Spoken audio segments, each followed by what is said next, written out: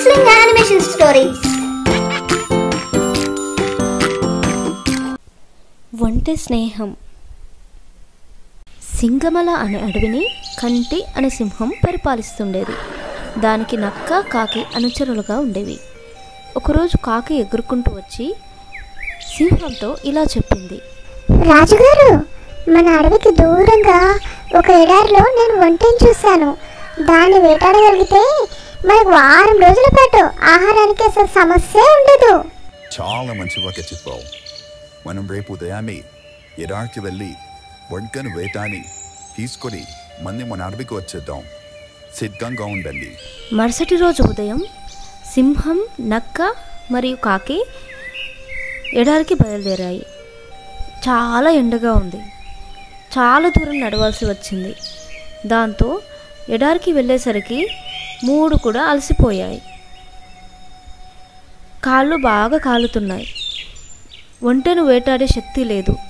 దాంతో ఒంటె సహాయమై తీసుకోవాల్సి వచ్చింది.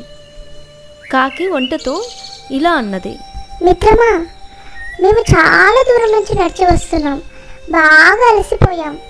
ఈ ఎండకు ఇంకా కొంచెం కూడా నడిచే ఓపిక లేదు. కొంచెం దయచేసి మా రాజు సింహం గారిని, అలాగే మా మంత్రి నక్క గారిని నీ పైన మోసుకుంటూ మా అడవి దాకా తీసుకుని వెళ్ళగలవా? అయ్యో, దానిదేముంది మిత్రమా, నేను తప్పకుండా మిమ్మల్ని మోసుకొని మీ అడవి దాకా వస్తాను.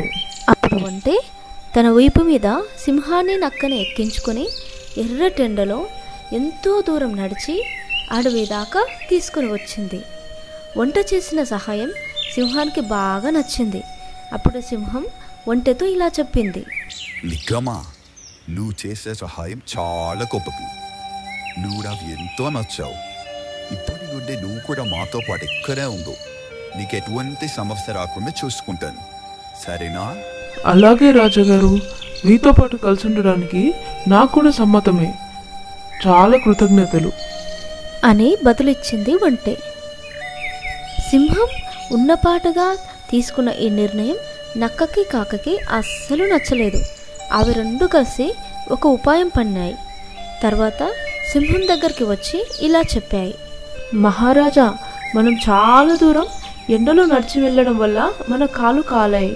మీరు ఇప్పట్లో వేటాడలేరు, కానీ మీరు చాలా ఆకలితో ఉంటారు. అది మేము చూడలేము. దయచేసి మమ్మల్ని మీరు తినేయండి. మీ ఆకలి చల్లారుతుంది. వాళ్ళని వదిలేయండి మహారాజా. నన్ను చంపితే మీ ముగ్గురికి వారం రోజుల పాటు ఆహారం అవుతాను. దయచేసి కాదనకండి మహారాజా అంటూ ఒంటె ముందుకు వచ్చింది. నక్క, కాకి ఈ మాట కోసమే ఇలా నాటకమాడాయని సింహానికి అర్థమై అప్పుడు వాటితో ఇలా అన్నది. సరే, మీ మాట నేనెందుకు వినాలి? అలాగే మీరందరూ ఒక్కొక్కరుగా నా ముందు వచ్చి నిలబడండి. ముందు చిన్న జీవితం మొదలు పెట్టాను. కాకి, నువ్వురా ముందు అని అన్నది సింహం. అప్పుడు కాకి తుర్రున ఎగిరిపోయింది. నక్కేమో పరుగులు లంకించుకుంది. ఒంటె, సింహాలు మాత్రం అప్పటి నుంచి మంచి స్నేహితులుగా ఉండిపోయాయి.